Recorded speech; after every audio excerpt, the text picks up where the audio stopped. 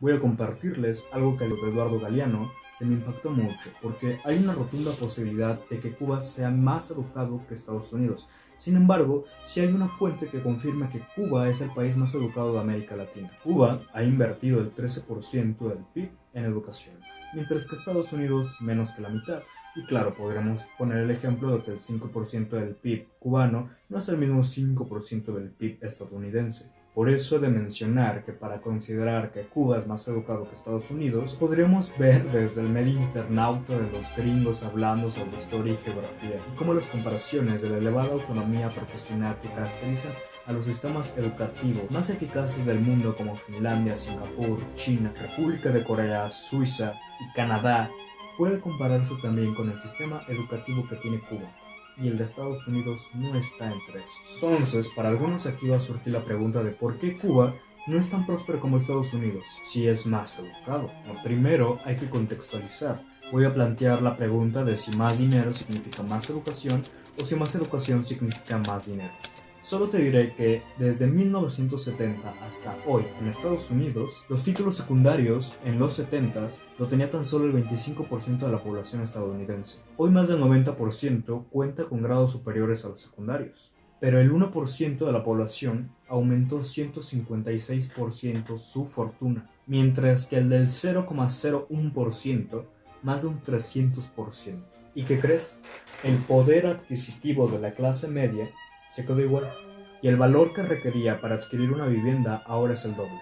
Ahora sí viene lo chido. Los ingleses llegan en 1762 a Cuba con plantíos de azúcar excesivos que redujeron la fertilidad de la tierra y que por ende también hubo una quema de hectáreas de bosque. Hoy solo podemos ver la madera cubana en algunos muebles o en las famosas puertas del Palacio Real de Madrid. Por otra parte, los campesinos que cultivaban tabaco habían sido desplazados con violencia. La zona que había sido también ganadera, donde se producía la carne, que por cierto, los propios que producían la carne no eran los que comían la carne, sino que comían carne de afuera y la tenían que pagar con sueldos inferiores. Siendo así que Cuba no solamente compraba a Estados Unidos los autos, sino que también tenía que comprar las maquinarias para la industria del azúcar. Aparte, compraban también algunos productos químicos como lo que es la grasa, también compraban, como he dicho antes, la carne, ajo, cebolla, arroz, frijol, venían helados de Miami y pan de Atlanta. Y si eras fino, comías algo que venía de París. Pero recordemos que algunos tipos de comida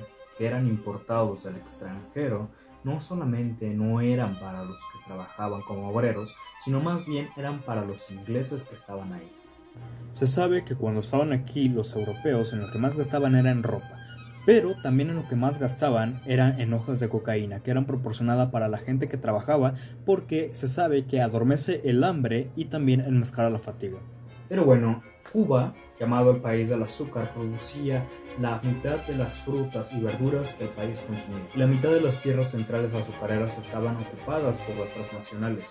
Ahora, habría que saber que en 1850 Estados Unidos dominó la tercera parte del comercio de Cuba. En 1959 se comenzaron a construir las fábricas de azúcar. El azúcar era tan importante en Cuba que fue el producto del cual dependió la subsistencia económica del país. Y de verdad, era muy importante el azúcar, tanto así que ponía o quitaba dictadores, daba o no daba trabajo a los obreros. Rollo aquí fue que unos 100 años antes, en 1857, el precio del azúcar cayó, y la ciudad, como dependía de eso, también cayó.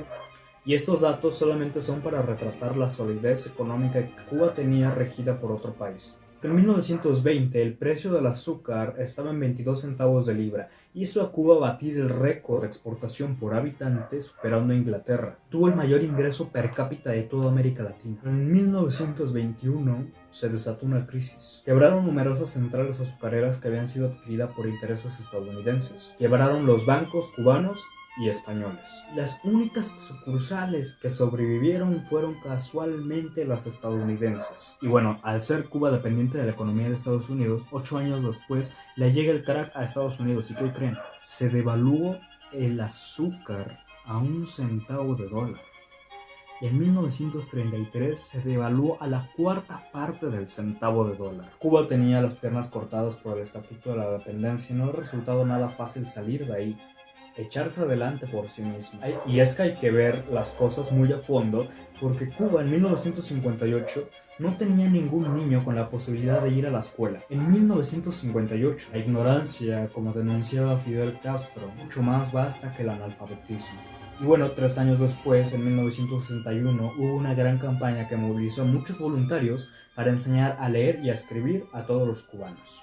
Y fueron grandes los resultados, tanto así que Cuba ostenta ahora, según la Oficina Internacional de Educación de la UNESCO, el menor porcentaje de analfabetos y el mayor porcentaje de población escolar, primaria, secundaria y estudios superiores de América Latina. Sin embargo, la herencia de la maldita ignorancia no se supera de la noche a la mañana.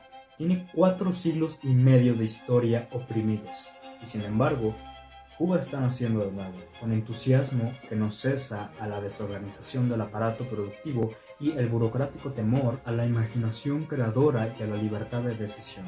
Continúan interponiéndose obstáculos norteamericanos para el desarrollo del socialismo, porque no es que este no funcione, sino que está condicionado por quien rige sobre él.